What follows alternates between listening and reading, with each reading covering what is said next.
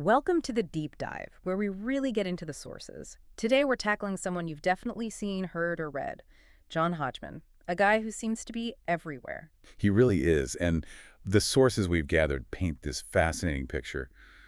Almost a contradiction, right?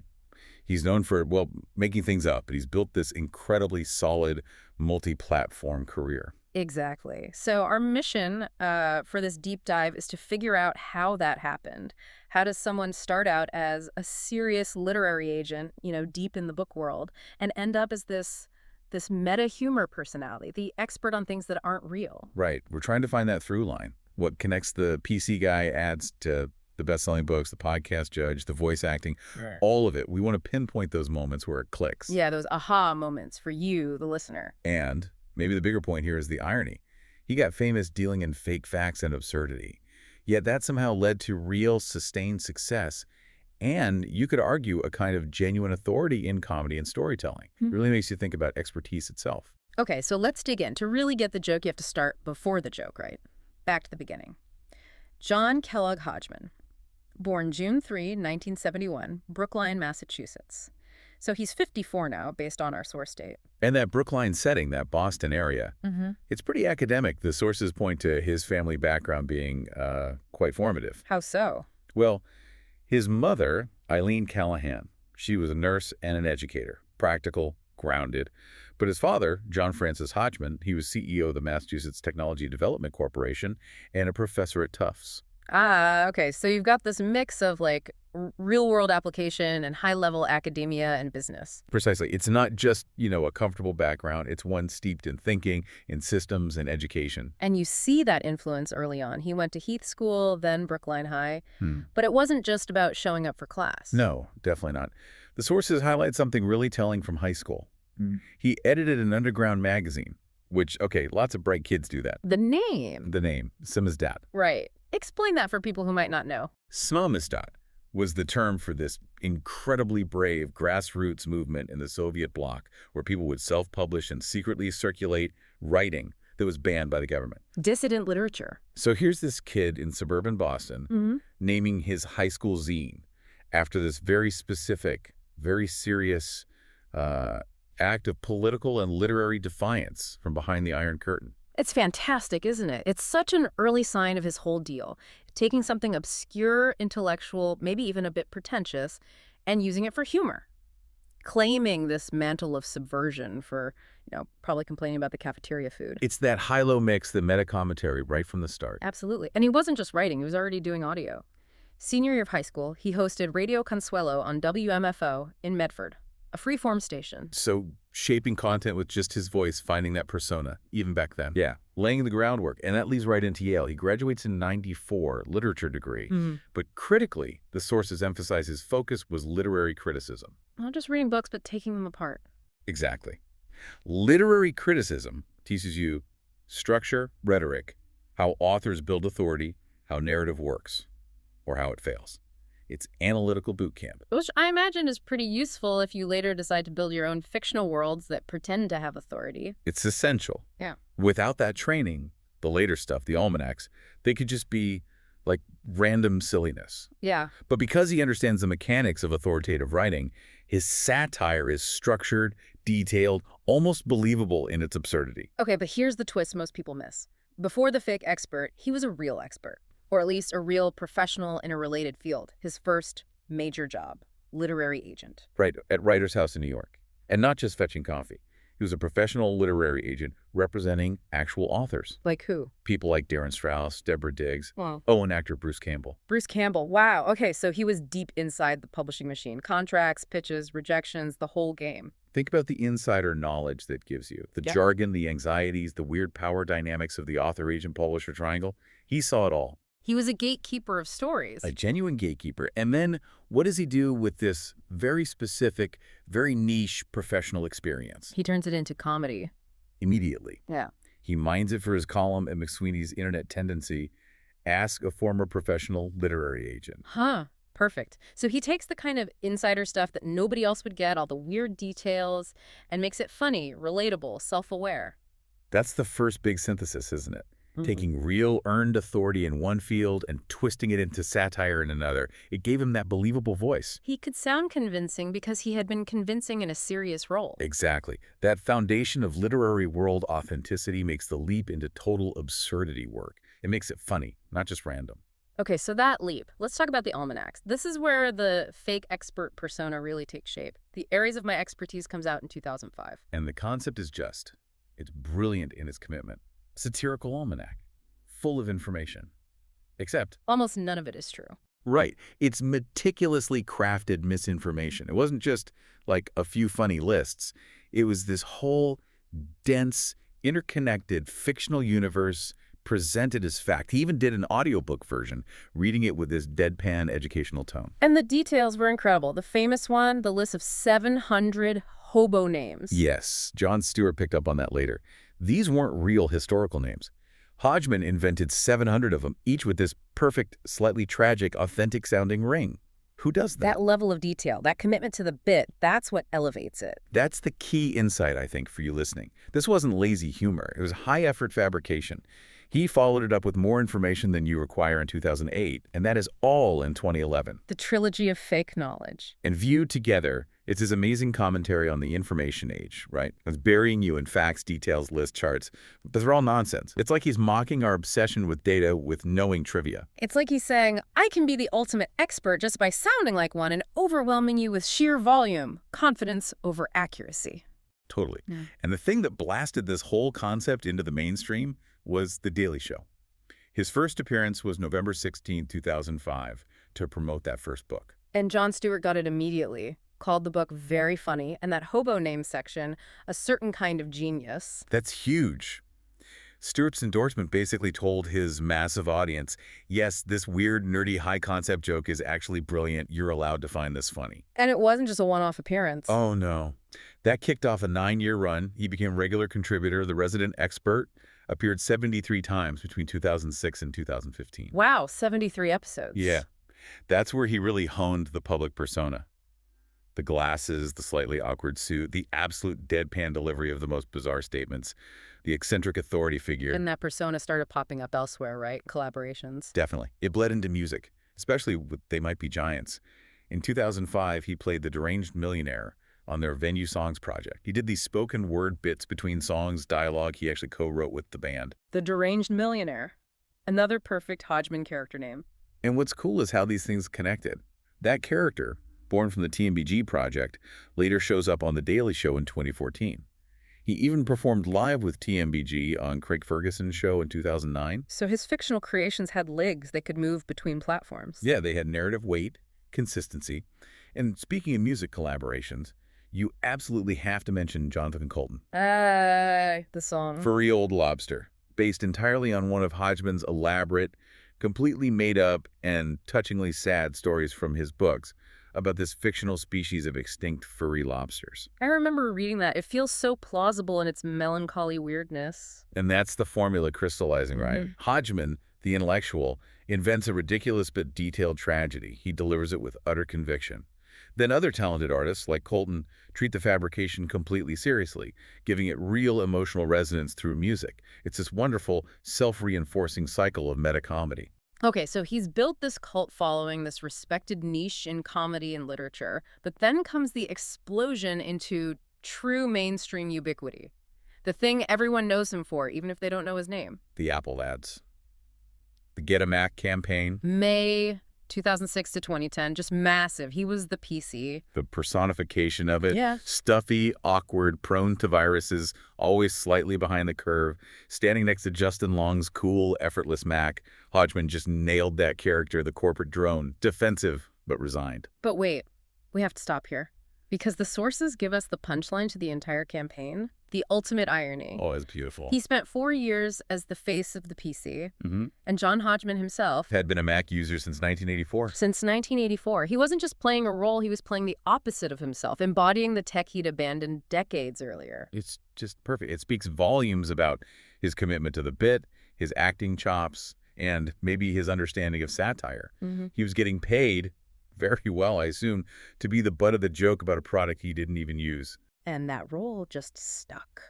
Years later, November 2020, Apple has this virtual event, and who makes a surprise cameo? Him, briefly reprising the PC character, showed that that role wasn't just an ad campaign. It was like part of tech history, part of Apple's own story. So from that massive visibility, he branches out into more acting. And it's interesting to see the kinds of roles he gets. Yeah, these sources show this pattern. He's often typecast, but in a way that plays right into the persona he already built. The articulate, slightly odd professional type. Like, look at the range, but also the consistency.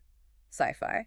He's Dr. Gerard, a neurosurgeon in Battlestar Galactica. And the story behind that is great, too. He wasn't just cast. He'd visited the set in 2005 to write about the show for the New York Times Magazine. No way! Yeah, so he leveraged his writing gig, his journalistic access, into an acting role on one of the most acclaimed shows on TV. Talk about working the angles. That's amazing. Okay, then comedy. Flight of the Conchords, he's a greeting card company manager. Perfect. And then 8 episodes on Bored to Death playing Louis Green, a literary reviewer. Back to his roots again. Always circling back. And you see him playing doctors or experts constantly. A psychiatrist on Community. Dr. Heidi, right, in that Curriculum Unavailable episode. And some character named Terry on 30 Rock. These roles need someone who can deliver potentially absurd lines with total seriousness, total precision. Not broad comedy. He even did period drama. The Nick. Yeah, playing a version of Dr. Henry Cotton, the psychiatrist. For 3 episodes, he just fits that slightly stiff, historical, intellectual vibe. It's like his core persona is portable across genres and time periods. And networks started using him as that persona, not just as an actor playing a part, like doing color commentary for the Emmys in 2009 and 2010. Oh, right, where he'd just inject made-up trivia. Exactly. The joke is always the same. The delivery is authoritative, the information is bogus, it's performance art about expertise. And speaking of actual smarts, his appearance on the British panel show QI in 2009. That was a great validation. QI is famously highbrow, rewards obscure knowledge. He was the first fifth panelist they ever had. And did he hold his own? He won. On his first appearance, it proved that underneath all the layers of irony and fake facts, there's a genuinely sharp, knowledgeable mind at work. Which makes sense, given the Yale background and everything else. Then there's the whole other universe of his voice acting. His voice is so distinctive. Instantly recognizable. That Yeah. slightly nasal, very articulate, authoritative, but potentially anxious sound. Perfect for animation. He was the father and the other father in Coraline. Oh yeah, fantastic film. And a huge recurring role in The Venture Bros, voicing Snoopy, among others, across 7 episodes, plus the movie that came out in 2023. He seems drawn to these projects with really dedicated cult followings. He does. He was John D. Rockerduck in the new DuckTales, Billions in Kipo, and The Age of Wonder Beasts. Yeah. He did voice work for Minecraft, Story Mode back in 2015. Soren the Architect. Right. And the latest source we have mentions him as Snobbiest Snee. Oh, what a name. Yeah. In the 2024 Star Wars Skeleton Crew series. Snobbiest Snee. Okay, that feels right. He's basically become the go-to voice for any character who is hyper-intelligent, maybe a bit nerdy, possibly villainous, across film, TV, games. Pretty much. If you need an articulate weirdo, he's your guy. So this brings us to what feels like the culmination of the fake expert persona but made functional. The Judge John Hodgman podcast. Launched in 2010 and still going strong. Who is This is, I think, the ultimate evolution of everything we've talked about. How so? Well, it started small, just segments on another podcast, Jordan Jesse Go, but it became its own thing. He takes that authoritative, slightly stiff persona he perfected, puts on the fictional judge robes. With Jesse Thorne as the bailiff. With Jesse Thorne as the essential bailiff and comedic foil. Hmm. And they preside over a fake courtroom, adjudicating real-life disputes submitted by listeners. And these disputes are often hilariously small stakes. Oh, perfectly mundane, like the example in our notes. Should the built-in kitchen sink dispenser have dish soap or hand soap? Or, can my family please stop calling me by my embarrassing childhood nickname? Exactly. Yeah. But here's the genius. Hodgman treats these tiny conflicts with the utmost seriousness. He applies fake legal precedents, uses Latin phrases, delivers these incredibly detailed, often quite wise, but hilariously overwrought rulings. So he's using the performance of judicial authority to actually resolve real problems for people. Precisely. He's moved beyond just fabricating history or facts. Yes. He's fabricating judicial process to bring genuine, often funny closure to everyday disagreements. He's leveraging the fake expertise for a real, oddly helpful function. Before the podcast really became the central pillar, though, he did have that Netflix special. Right. John Hodgman, Ragnarok. Yeah. June 2013. Billed as a Netflix original, which was still kind of a new thing back then. And that drew from his book tour, right? for that is all. Yeah, it was material mostly from that book and a live show he did in late 2012. It felt like a bridge, capturing that specific moment where the Almanac era was ending and he was shifting towards something else. And part of that something else involved taking more creative control behind the scenes, like with the show Dicktown. Yeah, the animated series he co-created, writes, and executive produces with David Rees, premiered in 2020 on FXX, now on Hulu too. He voices the main character. John Hodgman, who is, surprise, surprise, a somewhat down on his luck but highly intelligent private detective in a small town. Feels very on brand. Totally. It lets him play with detective tropes, genre satire, but still grounded in that familiar Hodgman-esque, intellectual, slightly melancholic character type. It's him building his own narrative world as a showrunner. But maybe the biggest evolution in his own writing is the shift towards telling the truth, the memoirs. This feels like a really significant turn. After building a career on elaborate fictions presented as fact, he starts writing actual nonfiction about his own life. Vacation Land, True Stories from Painful Beaches in 2017. Right. Focused on his time in western Massachusetts and Maine. And the sources note, this wasn't just fluff. It was taken seriously. Finalist for the Thurber Prize for American Humor. So real literary recognition for his nonfiction. And then medallion status. True Stories from Secret Rooms in 2019. It's like he realized the persona he'd crafted, that articulate, observant, slightly self-deprecating voice, was actually perfect for talking about his real life, his real anxieties, his observations about status and belonging.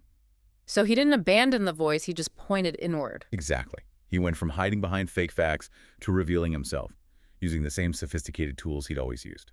We should also quickly touch on that amazing moment of peak establishment recognition, but done his way. The Radio and Television Correspondents Association dinner speech in 2009. Ah, the nerd prom, as he called it. Right. He's the headline speaker in front of the president, all of DC's media and political elite. And what does he do?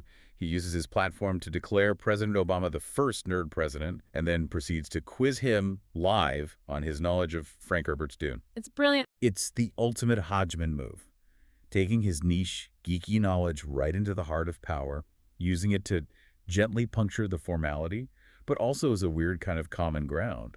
He's the translator between obscure nerd culture and the mainstream, even at the highest levels. Okay, let's pull back a bit and look at the sheer breadth of his contributions. He's just everywhere in media, especially audio. He really is. His adaptability is incredible. He's a perfect podcast guest because he can talk intelligently or humorously or both about almost anything. He slides easily from NPR shows like This American Life or Wait, Don't Tell Me, Which require real substance. to something like Neil deGrasse Tyson's Star Talk Radio, Talking Science, or Stuff You Should Know, diving into random history. His brand works across all these different levels of intellectual heft. And his connection to the podcasting world, especially the Maximum Fun Network, feels really foundational. Obviously, Judge John Hodgman came out of that, but also his guest spots on shows like My Brother, and Me. Yeah, he was definitely part of shaping that smart, literate, slightly nerdy style of indie comedy podcasting that became so huge. And his NPR connections are deep, too. The City Arts and Lectures events. One where he's interviewed by Dave Eggers, another where he's interviewing Adam Savage. That duality is important. He's respected enough to be the subject of a serious interview by a major author, and also trusted enough to conduct a substantive interview with someone like Savage. It shows the genuine intellectual respect he commands, beyond the comedy persona. Let's not forget the weirder corners, like being a guest player on Harmon Quest. The Sandwich Sorcerer. The Sandwich Sorcerer, perfect. Even in improvised fantasy role-playing, he finds his niche. And while he totally conquered digital audio, he never really left print behind. No, he kept a foot in that world. He oversaw the True Life Tales section for the New York Times Magazine for a while, curating short nonfiction observational pieces. But the current print gig feels like the most perfect synthesis of his entire career, writing the bonus advice from Judge John Hodgman piece that runs alongside Kwame Apia's The Ethicist column in the Times Magazine. It's genius pairing. Yeah. You get Appia, the actual philosopher, giving serious ethical advice. And then right next to it, you get Judge Hodgman applying his faux judicial wisdom to some related, probably much smaller dilemma. It's the entire Hodgman brand distilled. Right. Real expertise, immediately followed and gently mocked by his pitch-perfect imitation of expertise. And even the tech world acknowledged him in a big way early on, getting the cover of Wired magazine in February 2007. Right, for their What We Don't Know About issue. Yeah. The ultimate irony. The magazine about technology in the future featuring the guy whose expertise was based on fabrication. They got the joke. They understood his commentary on information was valuable. And his connections run into music, too. Beyond the TMBG and Colton stuff, he's popped up on tracks with indie artists. Yeah, MC Frontalot's album Zero Day, Jean Grey and Quell, Chris's Everything's Fine. He lends his voice to these projects. And the music videos. Directed by Tom Sharpling, Ted Leo, The New Pornographers, Amy Mann. He's like the Zillig figure in that specific intersection of indie music, smart comedy, and thoughtful writing. He connects those scenes. So, wrapping this up, looking back at our mission, that aha moment feels like it's about transformation, right? He took real, specialized knowledge from the literary world, turned it into this elaborate performance of fake knowledge for humor, and that performance became so convincing, so well-crafted, it circled back and gave him actual functional authority as a comedian, a writer, a judge, a showrunner. Yeah, it's all about synthesis. The PC guy, the judge, the memoirist, they all stem from this core ability he has to take details, whether they're real obscure facts or completely invented ones, and weave them into something funny, compelling, and surprisingly insightful. He's the ultimate learner who figured out that how you present knowledge in today's media could be just as powerful, maybe even more powerful than the knowledge itself. It wasn't just that he faked expertise, it was how he did it, with the rigor, the detail, the commitment you'd expect from a real expert. Exactly. The satire works because it mimics the form so perfectly. Yeah. He showed that great satire requires immense effort, maybe even more than the thing it's satirizing. Which leaves us with a final thought, something for you, the listener, to chew on. Given John Hodgman's incredible, undeniable success across basically all media, built largely on a foundation of pretending to know things, what does his career really tell us about what we value more today? Is it verifiable, accurate, specialized knowledge? Or is it the ability to craft a really engaging, authoritative-sounding story regardless of the facts underneath?